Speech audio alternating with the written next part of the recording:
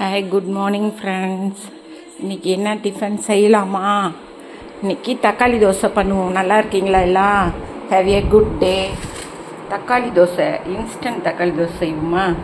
தக்காளி தோசைன்னு சொல்லிக்கலாம், ரவா தோசைன்னு சொல்லிக்கலாம், கோதுமை தோசைன்னு சொல்லிக்கலாம். மூணுமே எல்லாமே மிக்ஸ் பண்ணுவோம்.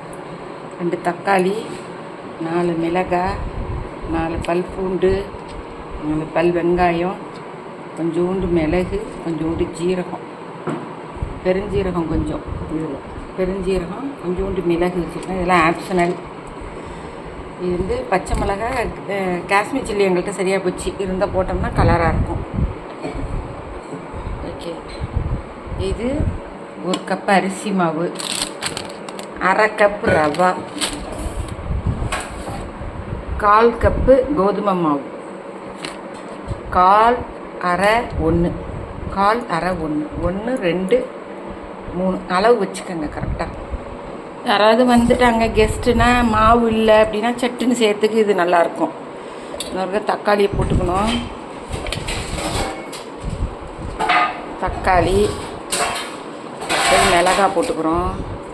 அடுத்து பூண்டு 4 பல் போட்டுக்கிறோம். அடுத்தது வெங்காயம் 4 போட்டுக்கிறோம். நான் மிளகு போடலை, ஸ்கிப் பண்ணுறேன். பெருஞ்சீரகம் போட்டுக்கிறோம். இதை நல்லா அரைச்சி எடுத்துக்கிறோம்.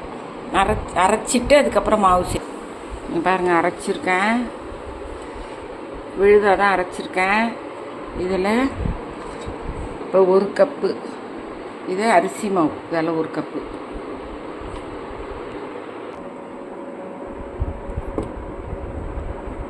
பாருங்கள், 1/2 கப்பு ரவா, பாருங்க, 1/4 கப்பு கோதுமை மாவு அதிலே போட்டுக்கிறோம். தேவையான அளவு உப்பு சேர்த்துக்கிறோம். நல்லா தண்ணி விட்டு அரைச்சிக்கிறோம். கட்டி கட்டியாக இருக்கும், தண்ணி விட்டு அரைச்சிக்கிறோம். கோதுமை மாவு அதிகமாக போனால் விழுன்னு இருக்கும், கிறிஸ்பி இருக்காது. பாருங்கள், அரைச்சிட்டோம். இது காஷ்மீர் சில்லி போட்டிங்கன்னா இன்னும் கலர்ஃபுல்லாக இருக்கும். அரைச்சி ஒரு பாத்திரத்தில் கொட்டிக்கிறோம். இப்போ அரைச்சி வச்சுருக்கோம். இதில் வந்து என்ன செய்கிறோம், கொத்தமல்லி, இஞ்சி சீவி வச்சுருக்கேன், மிளகு, ஜீரகம். முன்னாடியே போடல மிளகு, இப்போ போட்டுக்கலாம். இப்போ வந்து மிளகு அதில் போட்டுப்போம். ஸ்டாண்டு இருக்குது, இருந்தாலும் எனக்கு இது நல்லா இலகுவாக இருக்குது, அதுக்காக இப்படியே போட்டுக்கிறேன். இஞ்சியை போட்டுக்கிறோம். கொத்தமல்லி தழை போட்டுக்கிறோம். கருவேப்பிலை 2 போட்டுக்கிறோம். நைஸாக அரிஞ்சு போட்டுக்கணும். எல்லாத்தையும் போட்டு இதை விடையும் தண்ணியாக நீர்க்காக இருக்கணும். வச்சு ஒரு 10 நிமிஷம் அப்படியே மூடி வச்சிடலாம்.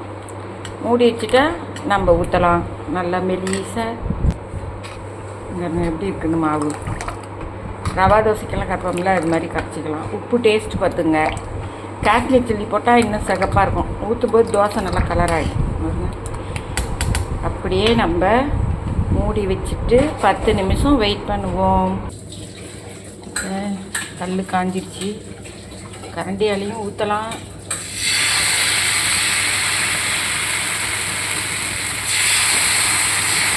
இதுதான் ஊற்றணும்.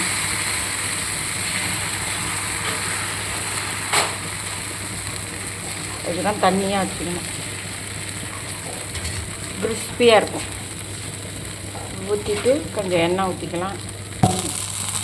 பாருங்கள் கைஸ், பிரட்டி போட்டுங்க. இது மாதிரி சவப்பாக பிரட்டி போடுங்க கைஸ். ஃப்ரெண்ட்ஸ், இது மாதிரி கொஞ்சம் மிதமான தீயிலே, கொஞ்சம் லேட்டாக தான் ஆகும், ஆனால் கிறிஸ்பியாக இருக்கும். தெரியுதா உங்களுக்கு? பார்த்தாலே கிறிஸ்பியாக இருக்கும். தேங்காய் சட்னி இருக்குது, தோசை இருக்குது. சாப்பிட வாங்க. இன்ஸ்டன்ட் தக்காளி தோசை சாப்பிட வாங்க. பார்த்தீங்களா எப்படி இருக்குன்னு? அருமையாக இருக்கும் டேஸ்ட்டு. மகேஸ்வரி அம்மா சாப்பிட்டு பார்க்குறாங்க. முகத்தை இருக்குல்ல, எப்படி இருக்குது?